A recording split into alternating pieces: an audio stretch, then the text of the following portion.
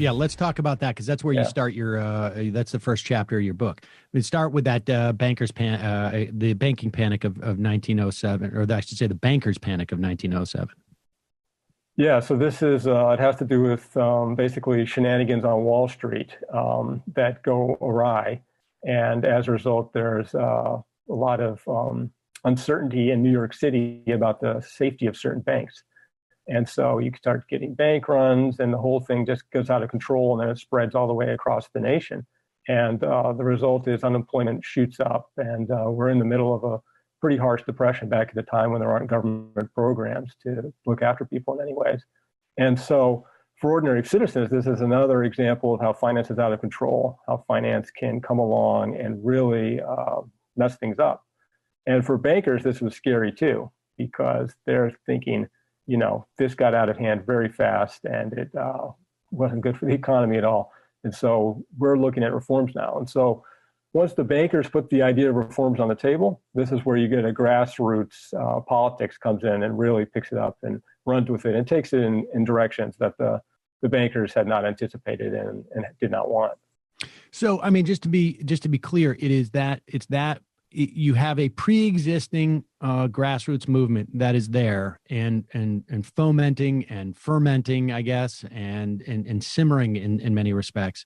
And then there's this brief window of opportunity that happens, right? I mean, we're talking about the bankers' panic was 3 or 4 weeks long.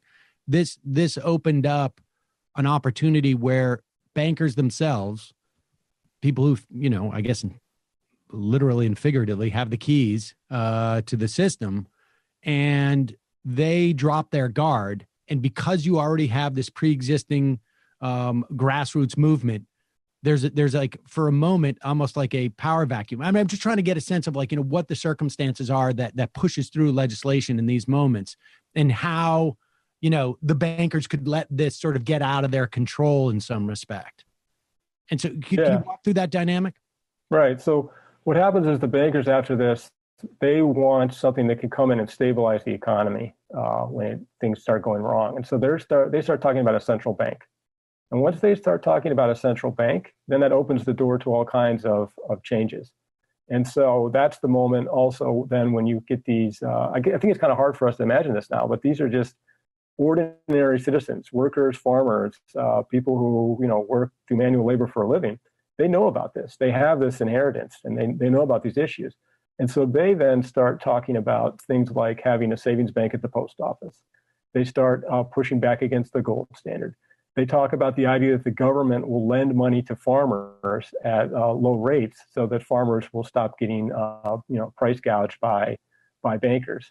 And they also have a very different idea of what a potential central bank should look like, because they think that, in fact, this should be government should basically control this bank, and therefore it would be more democratic. You'd have more opportunities for transparency and public input. Whereas the bankers, they just want a central bank that'll basically they will own it and they will control it. So you have very different ideas here about what this reform is going to look like. And so there's this clash over the next few years that in terms of what actually happens during the progressive era. So what happens in that era in terms of reforms? I mean, we have reforms that come out of certainly out of sort of the early Depression era. What is that first era more marked by simply ideas getting into the bloodstream that maybe are a little before their time in terms of when they will be adopted, certainly, or overdue, I guess. I mean, how much is adopted at that point, and how much is still sitting out there on the table, and how much does the bankers win in something, let's say, like the Fed? Okay, so like you say, for one thing that happens, it just puts a lot of ideas on the table and gets more discussion about them, and some of them will get picked up down the road. But immediate things we see is that we do get the creation of a savings bank at the post office. So now you can walk into a post office and you can put your money there in a savings account. It's just a basic savings account, but that's one thing. There's an act in 1910 that gets that up and running. And another thing that we get is the beginning of. I'm sorry, can I just interrupt for 1 second, because this is really important, and I think people just are amazed by this on some level, because it seems so fantastical when we talk about postal banking in this era. That lasted for 50 some odd years, right? That's I mean, right. you could get a bank account at the post office for 50 years in the first half of the 20th century. That's right. Yeah. More than half a century. You could walk into a post office and open a savings account there. Absolutely. Yep. All right. Well, we'll circle back around to that when we get up into the 60s, 1960s, so that we can talk about why that ended and why it shouldn't have. But continue on with the other reforms that came in that era. Right. So other ones is you get the beginnings of a farm credit system. So this is the government is getting involved in making sure that farmers can now access affordable credit.